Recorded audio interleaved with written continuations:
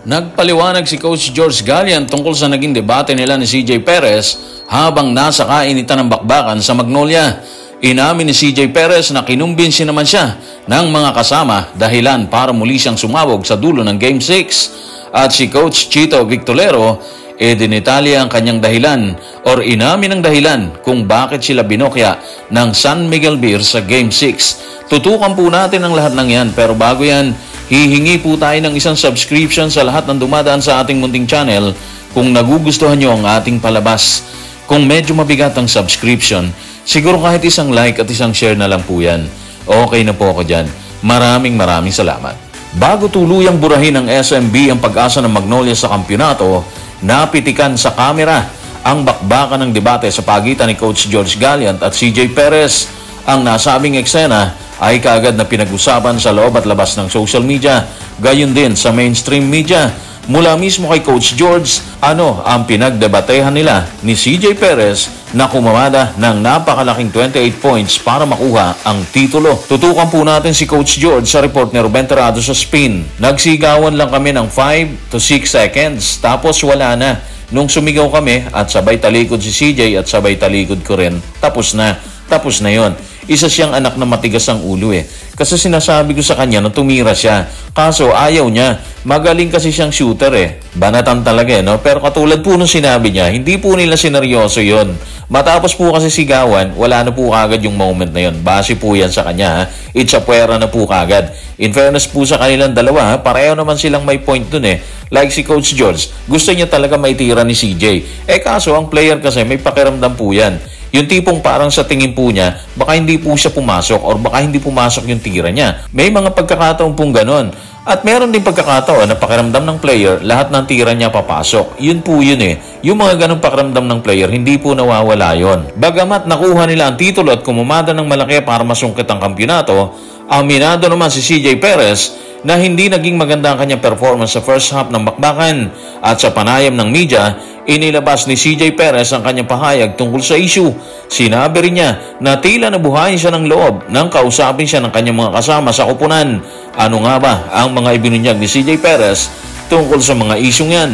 Tutukan natin si CJ sa report ni Ruben Terrado sa spin.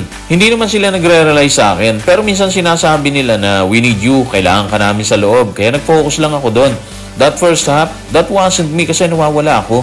Hindi ako aggressive pumunta sa basket Second half, pinus nila ako ni Coach, ni Chris Ross. Sinabi nila sa akin na kaya ko, na kailangan ko mag-step up. So doon po tayo sa nawala sa first half. Isipin nyo kumada lang po siya ng 4 points. Ibig sabihin, pangit po talaga yung kanyang performance. Pero biglang nagbago po ang lahat ng second half Ayon kay CJ, bunga ng panghihikayat po yan ng kanyang teammates. Yung panggigising ng kasama niya, nagbunga po yun. Imagine, kumada na po siya ng 24 points sa second half, pagpasok ng second half. So, ang laki ng impact ng panggigising ng mga kasama niya. Parang natauhan po siya doon. Alam po kasi nila na anytime, pwedeng pumutok si CJ, kaya nila ginawa yon at nangyari po yon. Hindi sila nagkamali. And the rest is history. Nakuha po nila yung kampyonato. Matapos kay Coach George at CJ Perez na tinanghal na Finals MVP at Best Player of the Conference ng 48th season ng PBA, tinutukan naman ng media si Coach Chito Victorero. Sa kanyang pananaw, bakit nakakamada ng 24 points ang SMB sa huling 6 na minuto ng bakbakan kumpara sa kanila or sa Magnolia na nagtala lamang ng 9 na puntos? Bakit sila natalo? Ano ang maituturo niyang dahilan ng kanilang pagkatalo? Tutukan po natin si Coach Chito sa report ni Jerry Ramos sa spin. Natalo kami sa huling 6 na minuto mentally. Maayos naman kami pero doon sa huling 6 na minuto talaga, natalo kami sa mental na aspeto. Mental lapses namin yun sa aming execution. Natalo kami sa turnover points sa huling 6 na minuto. Mabigat po talaga yung 6 na minuto na yon. Parang magiging mahirap kalimutan yun ng mga manok kasi lamang po sila dun Pero bigla-bigla natalo po sila. Nawala yung lamang nila na 11 points. Kalauna naiwan sila nagtataka kasi parang lahat sa kanila walang nagawa nung manalasa ang SMB sa huling 6 na minuto na binabanggit ni Coach Chito. Obvious na obvious yung sinasabi niyang mental lapses Nawala sila sa tono nung gabing yon habang patuloy silang ibinabaw ng SMB ni Coach George sa pangungunan ni CJ at ni Chris Ross. Nangyari na ang mga nangyari sa court, nakuha na ng SMB ang kampyonato pero hindi maikakailang nagtrabaho sila ng maayos at husto para marating ang finale ng bakbakan laban sa matikas na San Miguel Beer.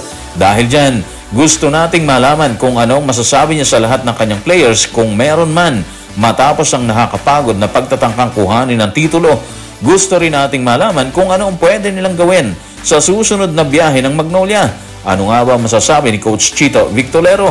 Tutukan natin siya sa report ni Jerry Ramos sa Spin. Proud ako sa mga players ko. Hanggang sa huli nagkaroon tayo ng pagkakataon. Hanggang sa huli lumaban tayo. Pero sa tingin ko, ang mental na aspeto, kailangan natin pagbutihin sa susunod.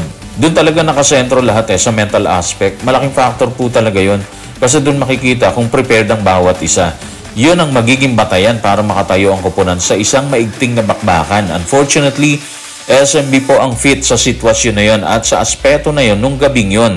Dahilan para makuha po nila ang 4th quarter at kalaunan yung title ng Commissioner's Cup. Sa players ng Magnolia, tama lang na maging proud si Coach Chito kasi kitang-kita naman na ginawa po nila yung lahat para maitakas po yung Game 6. Medyo hindi lang talaga para sa kanila yung gabing yon at siguro yung kampyonato na rin. Habang lumalalim ang interview ng media kay Coach Chito Victorero, tila mas lumalim din ang kanyang pananaw sa mga linyang malimit banggitin o bitawan ni Coach George Galliant. Ang linyang compose or kalmado sa anumang mangyari, anumang oras para maitawid ay isang bagay na maraming balakid or hadlang. Ano nga ba mga sinabi ni Coach Chito tungkol sa isyong yan? Tutukan natin si Coach Chito sa report ni Bea Micalier ng GMA News. Walang naniwala sa amin na kaya namin makapag-compete sa San Miguel Beermen. Pero napatunayan namin na kaya namin silang i-challenge. Konti na lang nasa Game 7 na kami. Siguro kailangan naming matutunan kung paano tapusin ang laban sa susunod at kung paano maging composed or kalmado. Yung core ng team ko ngayon, kumbaga bago na to, marami kaming natutunan, especially yung mga bago. Malaking bagay po talaga yung binabanggit malimit ni Coach George Galliant, yung pagiging composed nila or kalmado lang sila kahit andyan yung threat, yung banta ng Magnolia para takasan po sila. At aminado si Coach Chito na hindi nila na-exercise yun sa kanilang squad. Kapag kalmado ka kasi, hindi ka mararatel, hindi ka mababahala kahit may banta ang kabilang side. At napatunayan na po yun ni Coach George Galliant nang kuhanin nila ang Game 6. At of course, yung kampyonato kahit 3 quarters po silang bagsak. Yung paniwala ni Coach George na translate niya po yun sa mga players ng SMB. At yun ang resulta, champion po sila. Anyway, bago tayo tuloy yung magpaalam, shoutout muna natin ngayon si Felix Live TV. Sabi niya, congrats SMB, hindi rin basta-basta ang pinakita ng Magnolia. Grabe din ang laro at nanaig pa rin ng San Miguel. Congratulations both teams at solid support din ako sa inyo, idol. So maraming salamat Felix Live TV, shoutout sa iyo. So shoutout din natin si Nawas TV, sabi niya congrats San Miguel Beer sa buong kuponan at kay Kraken. Idol, salamat sa pa-shoutout po. The best vlog, salamat. So Nawas TV, shoutout po sa iyo. And of course, i-shoutout din po natin si Aris Albert. Sabi niya, ang ganda ng ginawa ng SMB. Parang calculated nila ang laro at tamang-tama lang na sa mga huling minuto ibaon ng martilyugang ang finishing nails para talunin ng Magnolia. Grabe, no? Saludo kay Coach George Galliant at sa mga players sa pagiging kalmado kahit naghahabol sila sa buong laro. Totoo po yan, yung kalmado, matindi po yan. Shoutout Aris Albert. And shoutout din natin si Wind Air. Sabi niya, defense is the key, solid SMB. Shoutout po sa iyo. Shoutout din natin si Arthur Sabares. Sabi niya, mga crucial turnovers ang nagpatalo sa Magnolia. At hanga ako kay Paul Lee, very professional, humble at tanggap ang pagkatalo. Ganun talaga laro, may talo, may nananalo. So congrats sa SMB since 1988 up to now and God bless po sa ating lahat. Shoutout din natin si Eric Avellanosa. Sabi niya dapat mag-isip ng Magnolia, palagi na lang ganyan.